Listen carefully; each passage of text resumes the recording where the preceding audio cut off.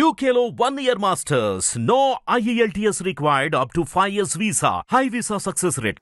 Delhi CM గా Kalvakuntla Kavitha అవబోతున్నారని BJP MP సహాయ మంత్రి బండి సంజయ్ హాట్ కామెంట్స్ చేశారు.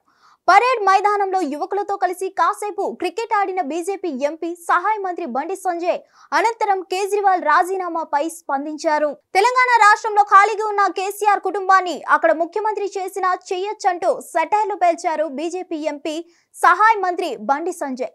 లిక్కర్ స్కామ్ లో పార్ట్నర్లుగా సీఎం ను చేసిన చెయ్యొచ్చు చురుకలు అంటించారు.